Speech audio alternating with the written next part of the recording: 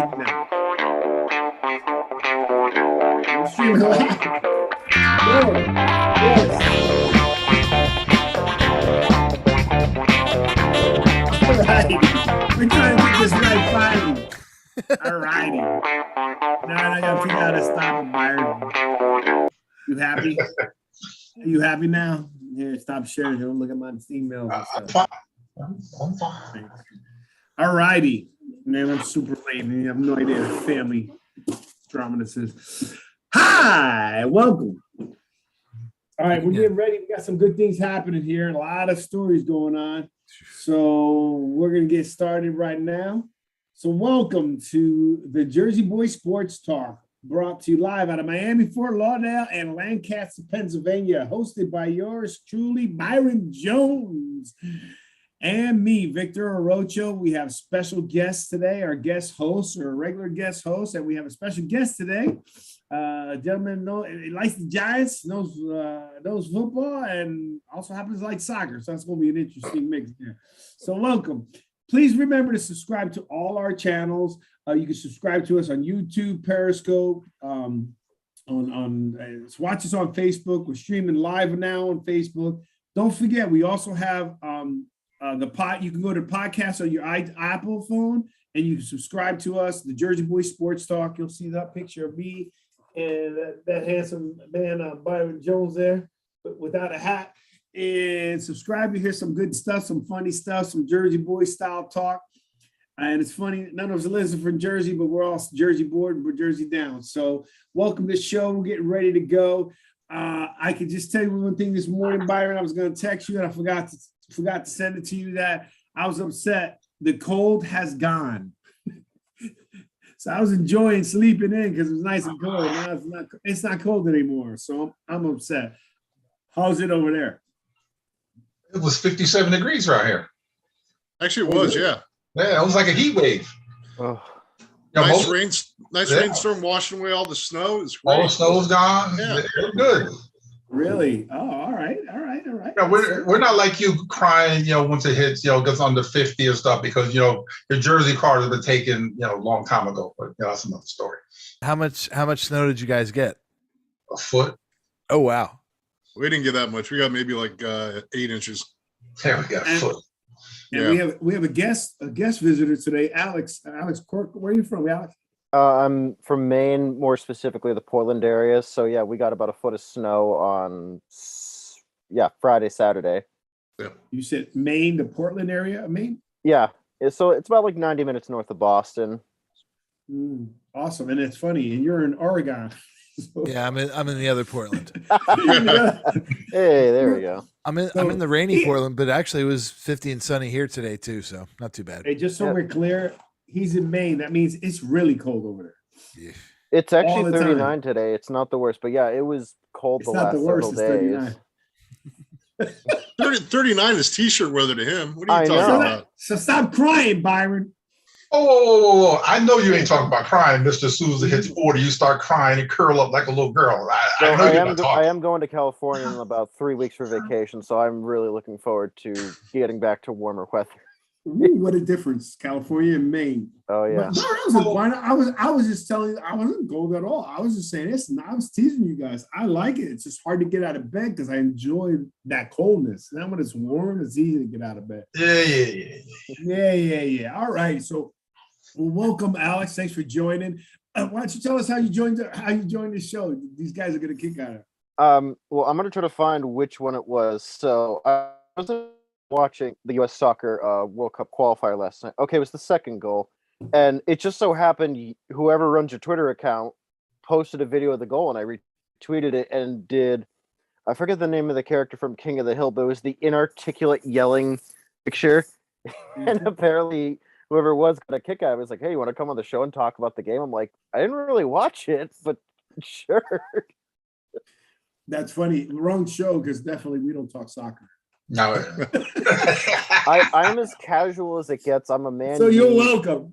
We're Jersey boys. We welcome everybody, right? But I am a Giants fan, so apparently that's my connection to how I got. By the way, that was a trigger that Santiago said, "Why don't you come on the show?" Because he's a Giant fan from Maine. How'd you become a Giant fan from Maine?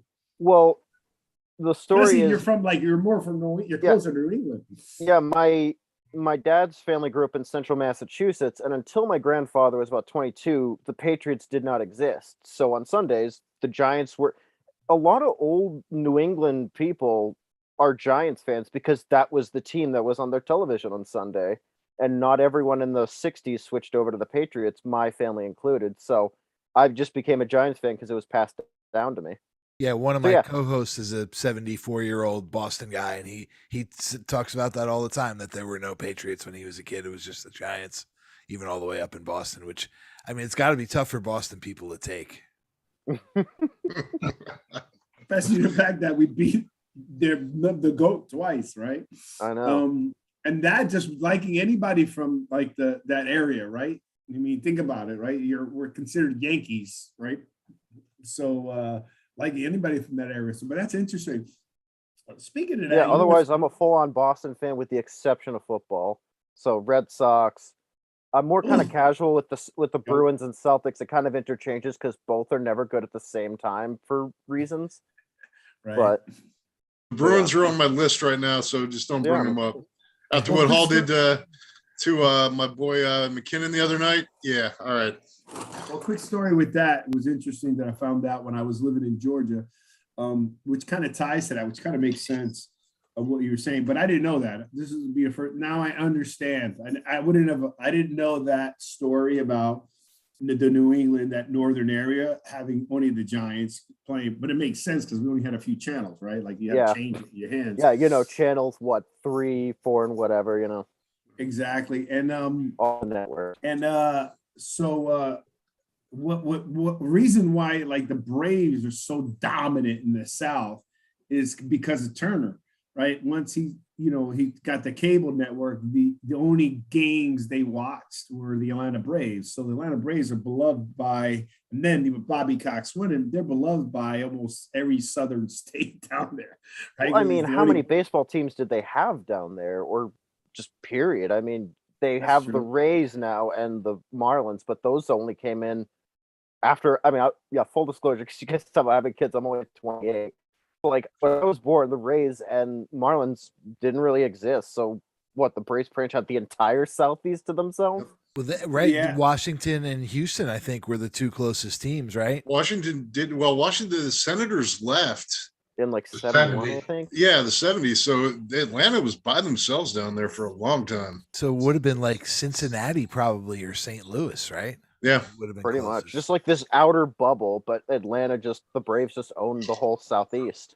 But remember the way the TV was done before, with only 4 or 5 channels, they were playing major, different game. You weren't seeing the games that you needed to see. So my understanding was when he created the Turner cable network, right? And he was able to get that through all the South.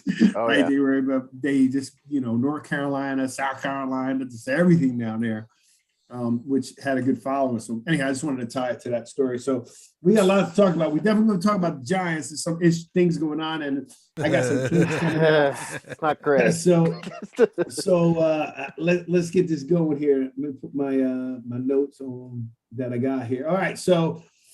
All right, by the way, his name is Shaney, by the way. It's not just Shane. He said Shane. I don't know where you got that from. No, Shane. Come on. Don't believe everything. Don't believe everything on the internet. Stop it. It was on the TV. It was on the Don't believe everything you see on TV. Stop it. Stop it. He said Shane. Don't believe anything you see on Twitter either.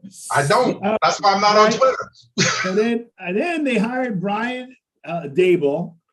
And obviously, they didn't hire Flores, which we're going to talk about. They didn't hire Leslie Frazier. So Daboll is the new head coach, number one.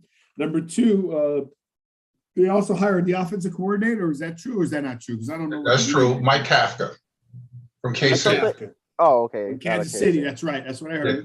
From Kansas City. And what was his position there? He was like the passing game coordinator. Yeah, he worked with the QBs. I don't know if he was the quarterback's coach, but yeah, it said that he worked with the QBs for Kansas City the last 2 years. Okay, so he's a former Eagle too. He was drafted by them too. Don't forget that. Oh God, that Kafka? Yeah, that Kafka. Wow. Okay. Yeah, I remember that guy. So Wow. do you like that pick, Byron? Yes, I would have preferred Pep Hamilton, but sometimes you can't. Well, it is well, what it is. I would have preferred Frazier. What is head coach? Uh-huh. Why? As I wanted a defensive head coach. All right. Well, we're gonna keep Patrick Graham, so we'll be fine on defense. That's the key thing, I feel like, out of all this. It's the offense you got to worry about. Okay. I think with that team, it's the everything that you have to worry about. This is coming from a Jet fan. Come on.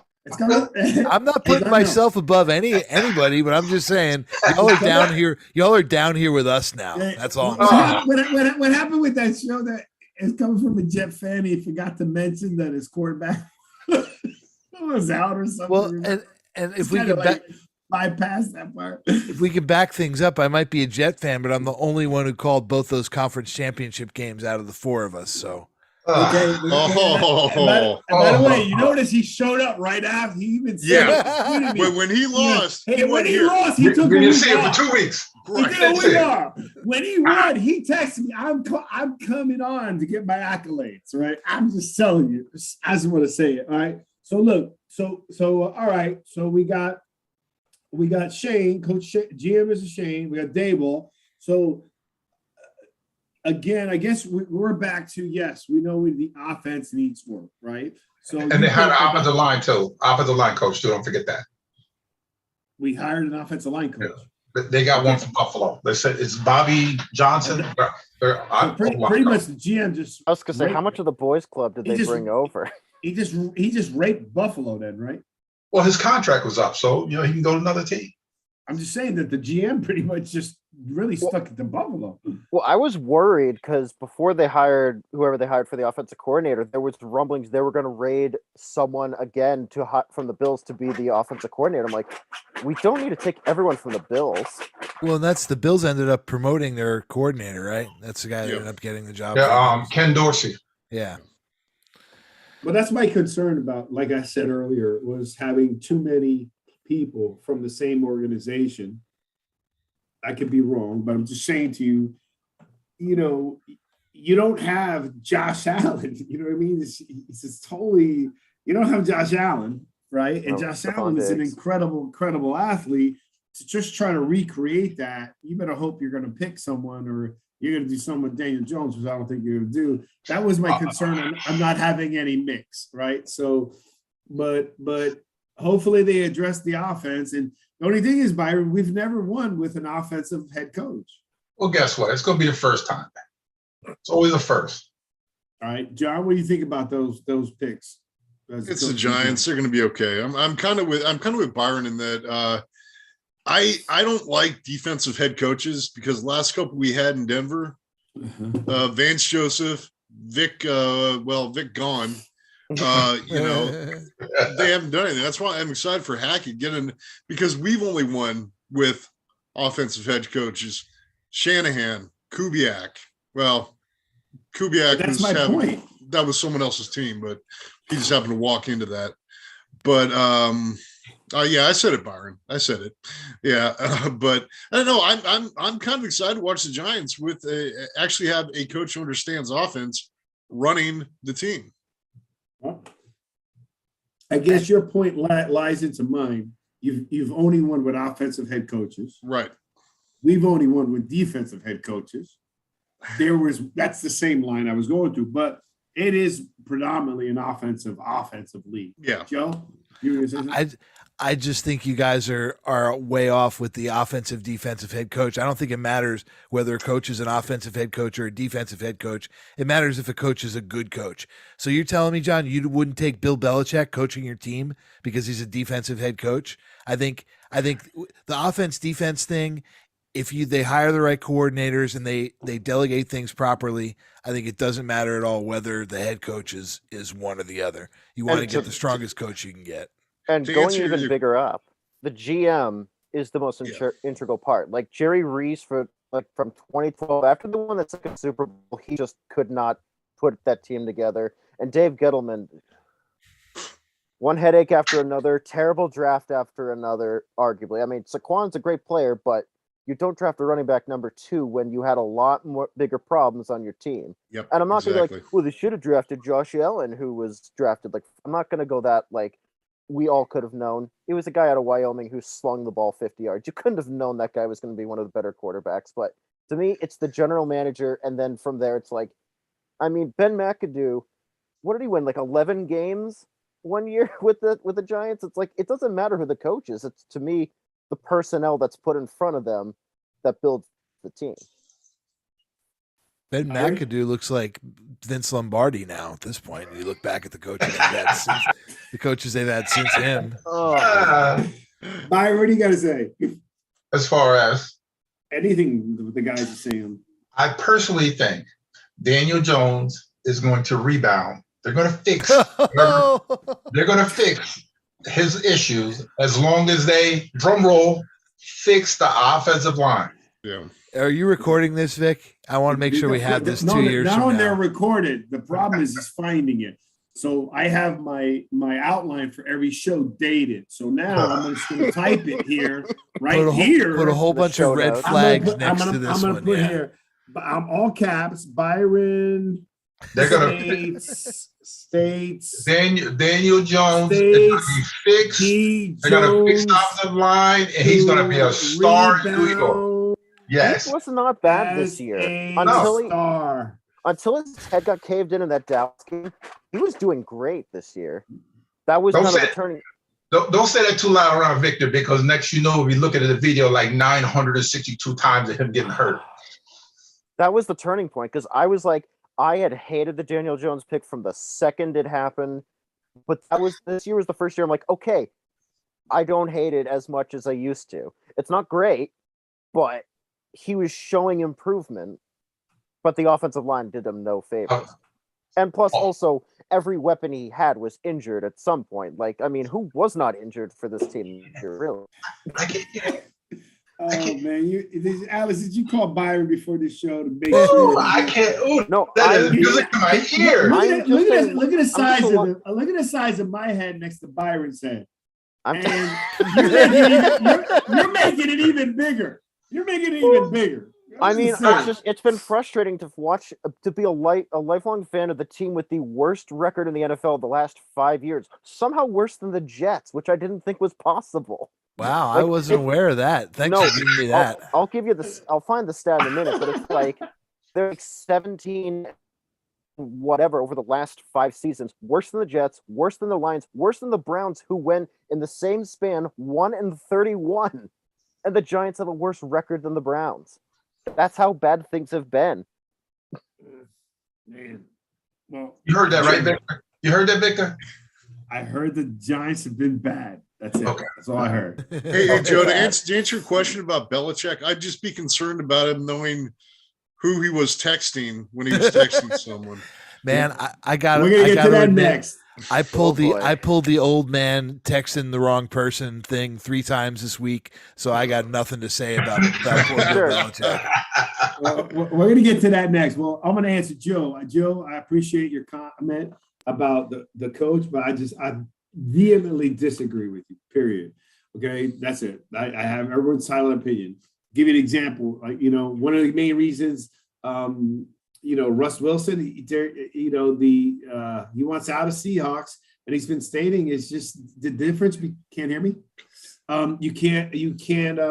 This doesn't feel the offensive mindset of Pete Carroll, right? Pete Carroll's a defensive coach, right? So I think it does matter. Number one. Number two, for me, it matters is because I just think the offense needs so much attention. And when you're the head coach, you have other accountabilities and other responsibilities. And sometimes you're better off taking less off and being great at this one area that needs the most fixing, right? And that's just me. I'm not saying I'm right. I am just saying you why I disagree. That's were you talking about the Jets legend, Pete Carroll?